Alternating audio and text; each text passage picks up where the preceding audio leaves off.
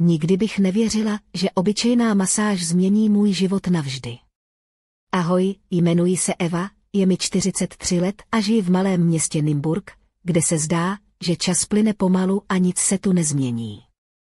Pracuji jako lékárnice v místní lékárně na náměstí a můj manžel Pavel je topič v nedaleké kotelně.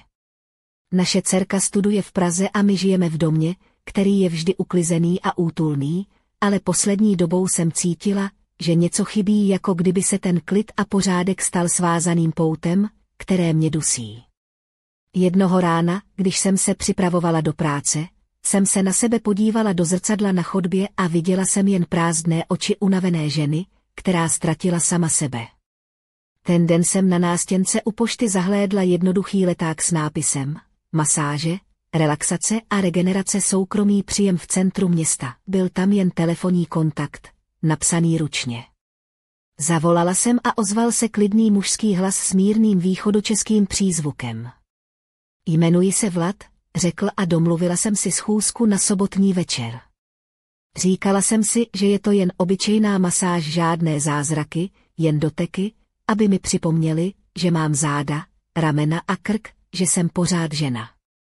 Masérův malý byt se nacházel v klidné uličce u řeky Labe, v domku se zelenými okenicemi a trochu ošuntělým štítem. Když jsem vešla, otevřel mi muž asi v mých letech, vysoký, štíhlý, v šedém tričku a teplácích. Měl tmavé vlasy stažené do nízkého culíku a na zápěstí červenou nitku, která vypadala jako z tradičního rituálu. Jeho oči byly pozorné, ale nevtíravé. Jste paní Eva, zeptal se jemně. Pojďte dál, čeká vás relaxační masáž s prvky tejpování, dodal. Pokoj byl teplý, stěny zdobily květinové závěsy, žádná hudba, jen ticho. Sundala jsem si kabát a odhalila své šaty barvy vybledlé růže, punčochy s tenkým švem vzadu a pohodlné semišové kotníkové boty. Vlasy jsem měla spletené do jednoduchého copu, pár pramenů mi vypadlo u spánků. Cítila jsem, jak mě pozoruje, ale nevulgárně, spíš zkoumavě. Lehla jsem si na lehátko na břicho, on přikryl mé nohy tlustým ručníkem. Jeho doteky byly teplé jako dlaně, které nesou oheň kamen. Začal u krku a já tiše vydechla. Měl přesný cit, kde mě bolí, kam ani moje myšlenky neodvažovaly zajít. Jeho prsty se pohybovaly klidně, ale každý tlak jakoby odstraňoval vrstvu cizího napětí, viny, bolesti. Když se dotkl spodní části krku u páteře, zadrhla jsem se nebolestí, ale touhou, aby nepřestal. Vlad mlčel, jen se naklonil blíž a zašeptal mi u ucha, všechno je v pořádku. Nadechla jsem se zhluboka. Vzal levandulový olej, jehož vůně byla teplá a dřevitá, a kapky stékaly po mé zádech. Jeho dlaně kreslily vzory jako mapa mé zapomenuté vášně. Nepřekročil hranici, ale přibližoval se k ní s každou minutou tak blízko, že moje kůže se chvěla ještě před dotykem.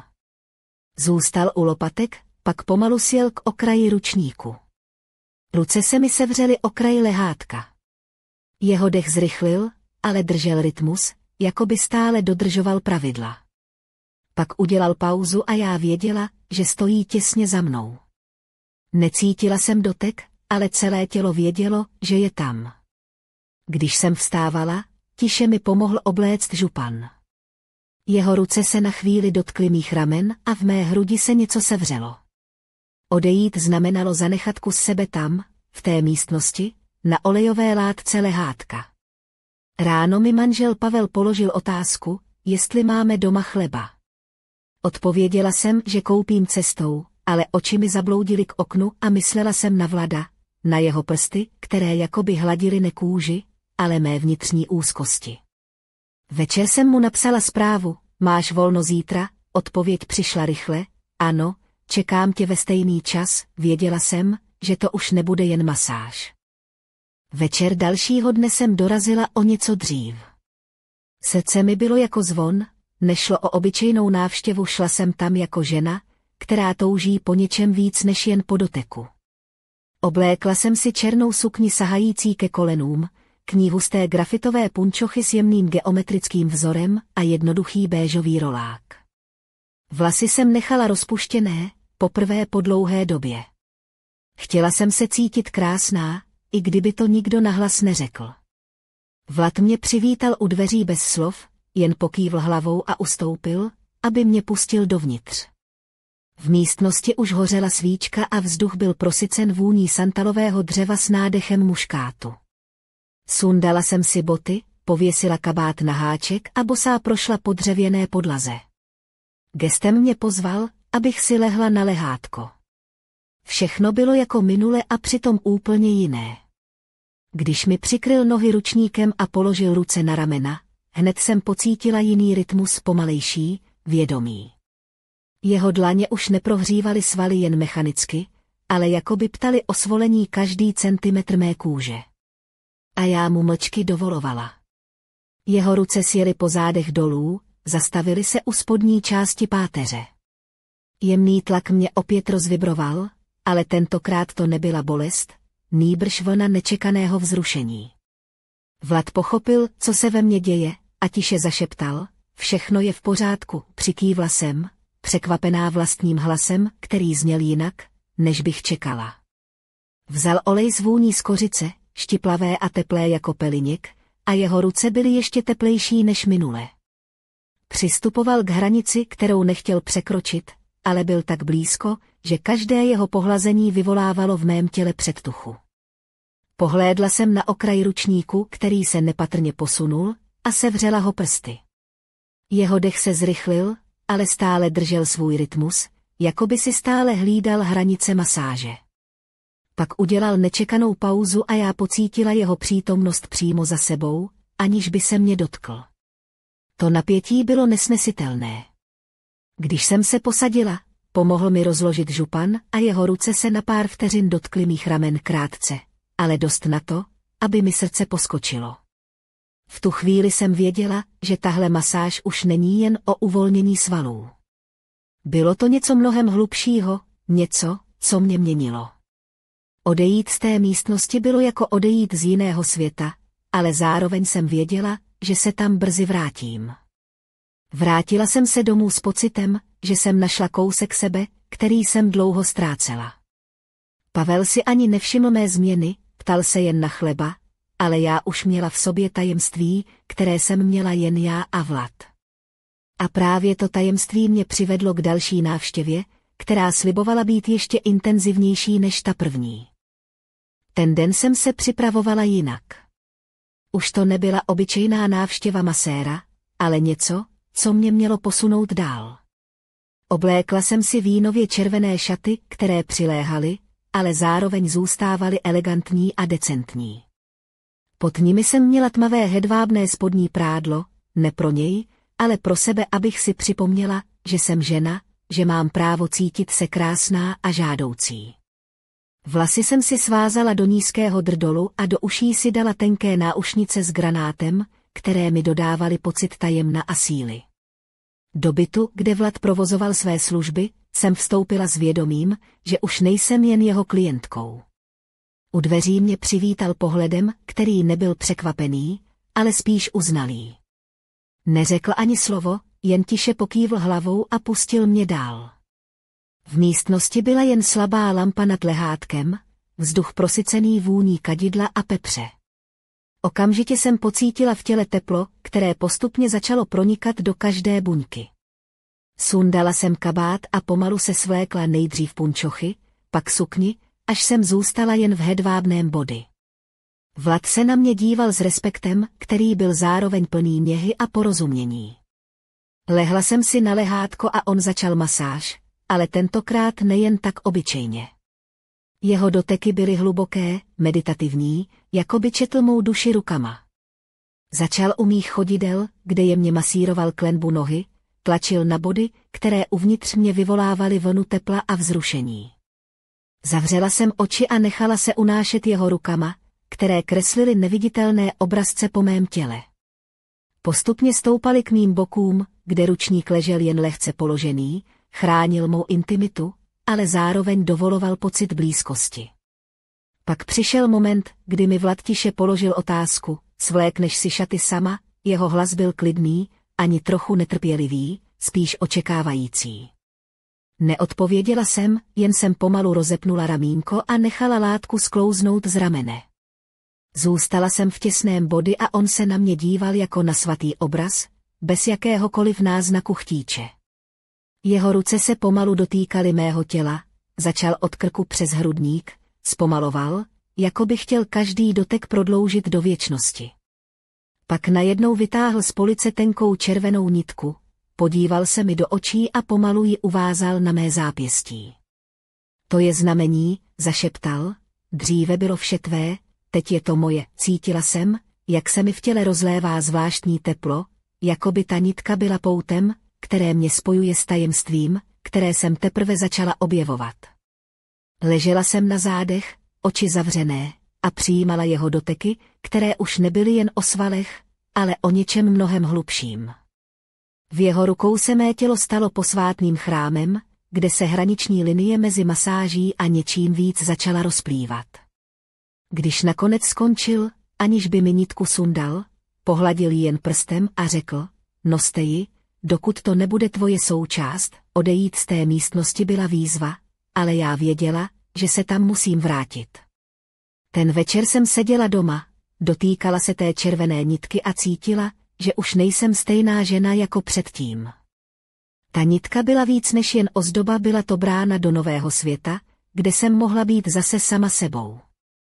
A já jsem se rozhodla, že nechci, aby to skončilo.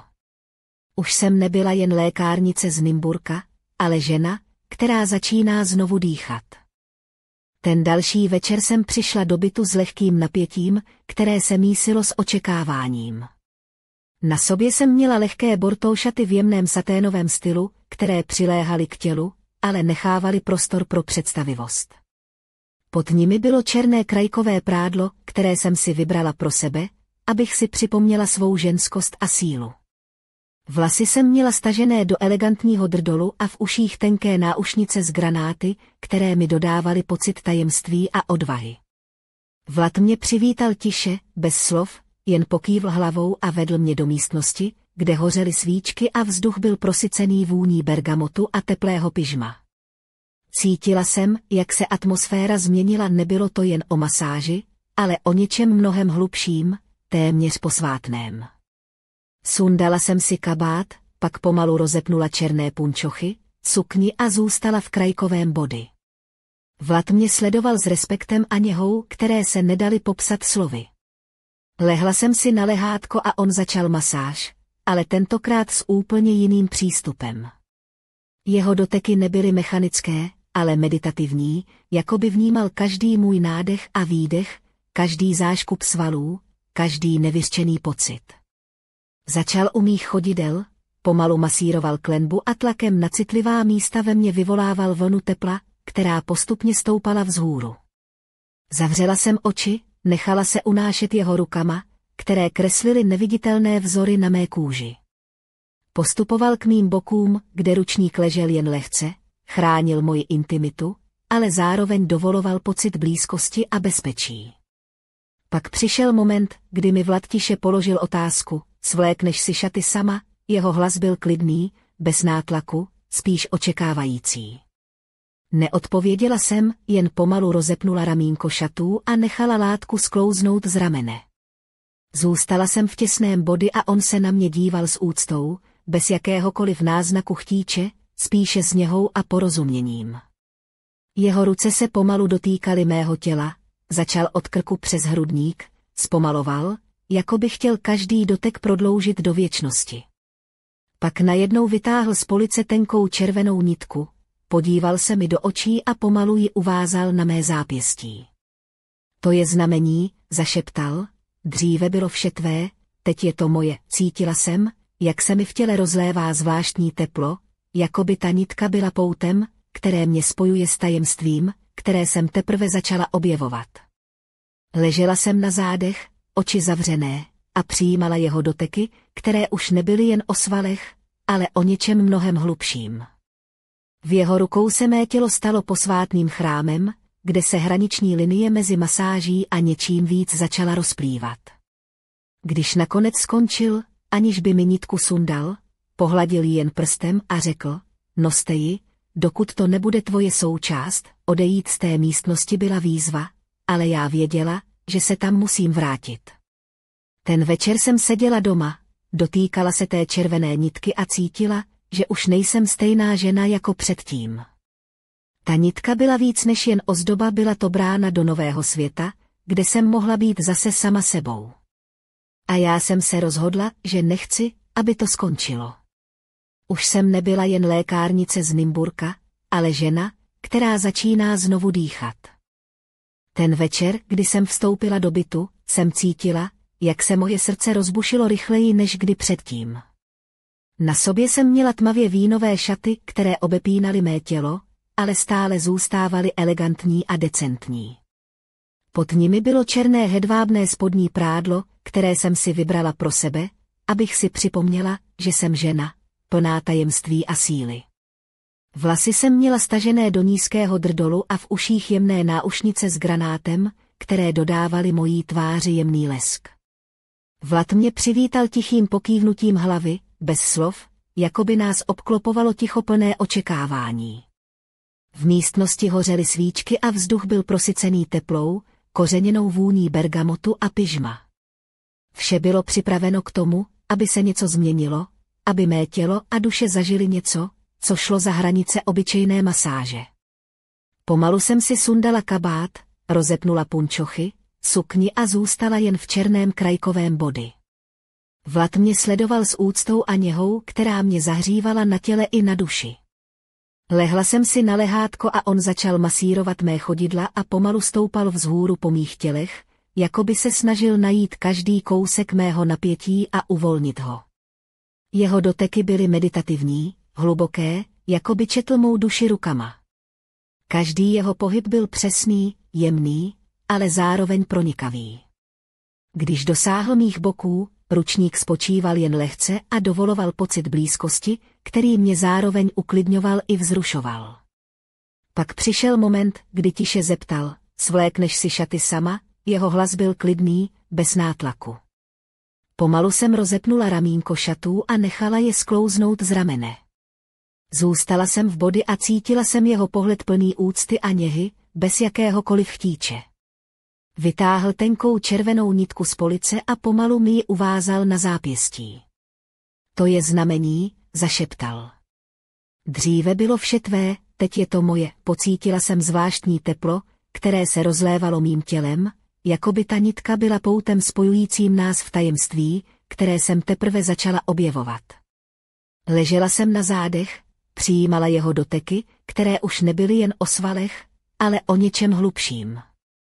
Mé tělo se stalo posvátným chrámem, kde hranice mezi masáží a něčím víc začala mizet. Když skončil, nedal mi nitku sundat, pohladil ji prstem a řekl, noste ji, dokud se nestane součástí tebe. Odejít bylo těžké, ale věděla jsem, že se vrátím. Ten večer jsem doma seděla, dotýkala se nitky a cítila, že už nejsem tou ženou, která jsem přišla poprvé. Ta nitka byla víc než ozdoba, byla branou do nového světa, kde jsem mohla být sama sebou. A já chtěla, aby to pokračovalo. Nejen jako lékárnice z Nymburka, ale jako žena, která začíná znovu žít. Nikdy bych nevěřila, jak jedno setkání může převrátit celý můj svět vzhůru nohama. Jsem Eva, je mi 43 let a žiji v poklidném Nymburku.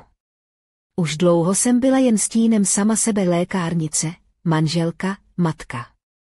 Ale to, co se stalo během těch několika večerů s Vladimírem, masérem s tajemnou červenou nitkou na zápěstí, mě zasáhlo hluboko do duše a změnilo mě navždy. Po poslední návštěvě jsem odcházela s pocitem, že už nejsem ta žena, která kdysi vstoupila do jeho bytu. Ta červená nitka na mém zápěstí nebyla jen ozdobou, ale symbolem nové části mého já, kterou jsem začala objevovat. Přestože jsme si s Vladem nepsali ani nevolali, každý večer jsem se dotýkala té nitky a cítila, jak je mezi námi neviditelná pouta. Ale zároveň mě překvapovalo, jak mi Pavel, můj manžel, zůstal tak vzdálený. Pořád se ptal na drobnosti, jako jestli máme doma chleba nebo kam zmizel jeho oblíbený krém na opalování, ale neviděl mě. Neviděl ženu, která se znovu narodila, ale jen manželku, která plní domácí povinnosti. Já však v sobě cítila bouři, která pomalu nabírala sílu. Každý dotek Vladových rukou, každý jeho pohled, každý ten tichý rituál s nitkou mě učil znovu dýchat, cítit a nechat se vést touhou. Začala jsem přemýšlet, co by se stalo, kdybych to všechno neudržovala jen v sobě. Kdybych otevřela tu skrytou část své duše někomu jinému než sobě nebo Vladovi. Jak by to změnilo můj život? Mohla bych vůbec znovu milovat? Nebo bych snad ztratila všechno, co jsem kdysi znala? Tyto myšlenky mě pronásledovaly, když jsem pracovala v lékárně a prodávala kapky na kašel, zatímco moje mysl bloudila v místnosti s tlumeným světlem, kde se všechno začalo měnit. Pořád jsem si opakovala, že to byla jen masáž, ale věděla jsem, že je to mnohem víc. A přesto jsem se bála, co přijde dál. Bála jsem se, jestli jsem připravená přijmout pravdu, která se pomalu odhalovala. A také jsem se bála, co si o tom všem pomyslí Pavel, když to někdy zjistí. Byla jsem ztracená mezi dvěma světy, mezi životem, který jsem znala, a tím, který se mi otevíral před očima. A přesto jsem věděla, že už není cesty zpět. Ten večer, kdy jsem se znovu rozhodla jít za Vladem, nebyl jen další masáží. Byl začátkem něčeho, co mě mělo navždy změnit. Nikdy bych nepředpokládala, že se to stane právě tam, v tom malém bytě za rohem, kde jsem si myslela, že mě čeká jen obyčejná masáž. Ten večer, kdy jsem přišla tentokrát s vědomím, že už nejsem pouhá klientka, jsem byla připravená na cokoliv, ale rozhodně ne na to, co se stalo. Místnost byla zahalená do tlumeného světla, vůně bergamotu a pyžma se mísila s tichým šelestem svíček. Vlad mě přivítal s vážným pohledem, který neznamenal nic, co by šlo snadno pochopit. Nejdřív začal masírovat mé chodidla, jako vždy, pomalu a vědomně, ale pak jeho doteky začaly postupovat jiným směrem nejen po těle, ale jako by prozkoumával mé pocity, mé obavy, mé tajemství. Když se jeho ruce dostaly k mým bokům, ručník, který mě dosud chránil, se nepatrně pohnul. Jeho pohled se setkal s mým a já v něm zahlédla něco, co mě zneklidnilo i přitahovalo zároveň. Pak přišel moment, který jsem nečekala. Vlad tiše zašeptal, je čas udělat další krok, nemusela jsem se ptát, co tím myslí. Byla to výzva, kterou jsem cítila celým svým tělem i duší. Pomalu jsem si sundala šaty, zůstala jen v černém krajkovém body, a on mě sledoval s úctou, která však skrývala něco hlubšího, nevyřčeného. Překvapilo mě, když vytáhl z police červenou nitku, kterou mi před pár dny uvázal na zápěstí. Tentokrát ji však vzal do ruky a pomalu ji začal rozmotávat. Toto už není jen znamení, řekl tiše, je to pouto. Ale každé pouto může být i vězením, jeho slova vyvolala ve mně nečekaný pocit strachu, ale zároveň i vzrušení. Pak se stalo něco, co jsem nečekala a co mě zasáhlo jako blesk. Vlad se kousl do rtu a jeho pohled se změnil. Musím ti něco říct, začal pomalu, ne všechno, co jsme začali, může mít šťastný konec, vzduch v místnosti zhustl, a já cítila, jak se mi v hrudi stahuje něco jako předtucha. Bylo to, jako by se všechno, co jsem si doposud myslela, že chápu, najednou rozpadlo na kusy. Nevěděla jsem, jestli se chci vzdát toho, co mezi námi vzniká, nebo jestli chci riskovat všechno, co jsem dosud znala. Vlad zůstal sticha, jeho oči byly plné bolesti a nevyřčených slov. V ten moment jsem pochopila, že tahle cesta nebude jednoduchá. A že to, co začalo jako obyčejná masáž, se promění v něco, co nás oba může změnit navždy.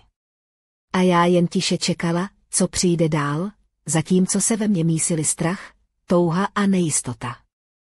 Když Vlad promluvil o tom, že naše cesta nemusí mít šťastný konec, cítila jsem, jak se mi v hrudi sevřelo něco těžkého, co jsem do té chvíle odmítala připustit. Jeho oči byly plné bolesti a zároveň něhy, jako kdyby nesl břemeno, které se mělo dotknout i mě. Vzduch v místnosti byl najednou těžký a tichý, jako kdyby i svět kolem nás držel dech. Musím ti říct pravdu, pokračoval pomalu, hlas měl téměř šeptající tón. Nejsem tady jen proto, abych ti pomohl uvolnit svaly nebo zmírnit napětí. Jsem tady, protože i já nesu své vlastní rány, a ty jsi se stala součástí mého příběhu, ať chceš nebo ne. Přitáhl mě k sobě, ale nedotýkal se mě, a já cítila, že mezi námi vzniká neviditelná, ale pevná vazba. Byla jsem zmatená a zároveň fascinovaná. Co vlastně znamenalo být součástí jeho příběhu? Co jsem doopravdy získala? A co jsem mohla ztratit? Všechny mé jistoty se začaly bortit jako domeček z karet. Pak se jeho ruka konečně dotkla mého zápěstí, kde jsem měla uvázanou červenou nitku. Jemně mi ji pohladil a řekl, tato nitka není jen znamením. Je to závazek, který nás spojuje, ale také nás může svazovat. Jeho hlas byl plný vážnosti a já jsem pocítila, jak se mi sevřelo srdce. V tu chvíli jsem si uvědomila, že to, co jsme spolu začali, už není jen masáž nebo tajemství mezi dvěma lidmi. Bylo to něco mnohem hlubšího a komplikovanějšího. Něco, co mě mělo přivést k pravdě o sobě samé i o něm. Vlad se pak pomalu sklonil, jeho dech se mísil s mým, ale zároveň zůstal na hranici, kterou jsem si ještě nepřipouštěla překročit. Jeho oči mě sledovaly, čekali na můj souhlas, na můj krok dál. A já věděla, že ten krok bude znamenat nejen ztrátu, ale i nové objevení. Byl to moment, kdy se náš příběh změnil. Už to nebyla jen hra na doteky a vůně olejů. Byla to výzva, která mě měla naučit přijmout nejen své touhy, ale i své strachy a nejistoty. A já věděla, že od této chvíle už nic nebude jako dřív. Ten okamžik, kdy Vlad pohladil mou ruku a jeho slova zněla jako závazek i varování zároveň, rozžhavilo v mém nitru něco, co jsem dlouho potlačovala. Byla to exploze emocí, která se šířila po celém těle a zároveň sevřela mé srdce do železného sevření. Všechno, co jsem do té chvíle považovala za jisté a pevné, se najednou rozpadlo a já stála na hranici nového světa, kde nebyly jasné hranice mezi bolestí a rozkoší. Jeho oči zářily něčím, co jsem nikdy předtím neviděla, směsicí temnoty, touhy a hluboké porozumění. Jeho doteky už nebyly jen o masáži, ale o něčem posvátném, téměř rituálním. Každý pohyb, každý stisk, bylo jako tajný jazyk, kterým sdělil vše, co slovy říct nedokázal. Byl to tanec mezi hranicemi, kde se rozplývaly všechny zábrany a kde se zrodila nová síla. Cítila jsem, jak mé tělo vibruje pod jeho doteky, jak se každý nerv probouzí a zároveň jak se můj duch otvírá neznámým hloubkám. Ten jednoduchý červený provázek na mém zápěstí se stal symbolem nejen pouta mezi námi, ale i mé odvahy postavit se svým vlastním démonům. Byl to znak mé proměny, mého probuzení. Vlad se pohyboval s takovou lehkostí a jistotou, že jsem věděla, že mě vede někam, kde jsem nikdy předtím nebyla. Jeho ruce se staly průvodci na cestě, která byla stejně vzrušující jako děsivá. Každý dotek byl jako klíč k tajemství mého těla i duše, a já nechápala, jak může něco tak jednoduchého jako masáž vyvolat takovou bouři. A přestože byl tento okamžik naplněný vášní a intenzitou, zůstával v něm kousek něhy a úcty, která mě držela v bezpečí. Byl to paradox, který mě nutil věřit, že mohu být zároveň zranitelná i silná, milovaná i nezávislá. Když se všechno zdálo být na vrcholu, když mé tělo i mysl dosáhly extrému, Vlad se pomalu vzdálil, zanechávajíc za sebou ticho, které bylo těžší než slova. Přitom jsem věděla, že tenhle okamžik nebude zapomenut. Byl to zrod něčeho nového, co mělo změnit celý můj život. A já byla připravená přijmout ten osud, i když jsem netušila, kam mě zavede. Ten večer, kdy jsem se vracela z bytu, kde Vlad a já sdíleli něco, co už dávno přesahovalo hranice obyčejné masáže, jsem cítila, že se celý můj život otočil o 180 stupňů. Na sobě jsem měla své oblíbené šedé šaty na knoflíky, jednoduché, ale s nádechem elegance, a pod nimi jsem necítila nic, ani spodní prádlo, ani punčochy. Byla jsem nahá v sobě samé, připravená čelit tomu, co přijde. Když jsem vstoupila zpět do té místnosti, Vlad mě přivítal tichým pohledem, který byl plný klidu i vnitřního ohně. Bez slov jsem svlékla kabát a nechala šaty sklouznout po těle až na zem.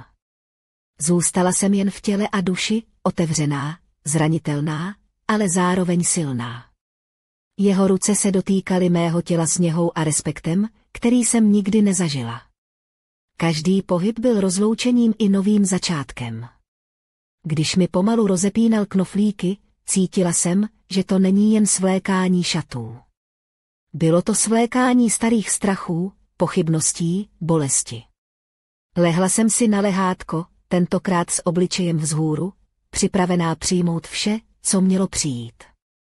Vlad začal masáž na mých dlaních, pomalu stoupal po pažích, přes klíční kosti až k hrudi. Jeho doteky nebyly mechanické, ale jakoby četl mé myšlenky, mé tajné touhy a obavy. Byl to tanec dvou duší, které si našly cestu přes ticho a doteky. Pak se jeho prsty zastavily mezi mým ramenem a hrudníkem, jeho ruka se lehce třásla, jakoby cítil něco, co nešlo vyjádřit slovy. Moje prsty sevřely lehátko a já věděla, že to, co mezi námi vzniklo, není jen o těle. Je to příběh dvou lidí, kteří se navzájem našli v chaosu svých životů. Když masáž skončila, Vlad se nehrnul sundat červenou nitku z mého zápěstí.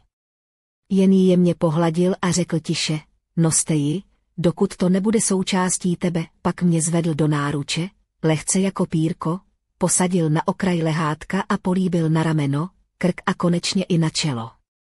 Byl to polibek plný úcty, rozloučení a vděčnosti. Pak přišel jeho poslední šepot, musím odejít. Navždy slova jako blesk prorazila ticho místnosti. Neřekla jsem nic, jen jsem položila hlavu na jeho hruď a nechala se unášet tichým srdcem, které teď bylo také mé. Když jsem vyšla ven, na zemi pomalu padal první jarní sníh, tenký a křehký jako sůl. Usadila jsem si červenou nitku na kotník, jako tajemství, jako památku na něco, co změnilo celý můj život. A vím, že stejně jako já, i Vlad někde tam venku vzpomíná na ten první sníh a na mě ženu, která se znovu narodila.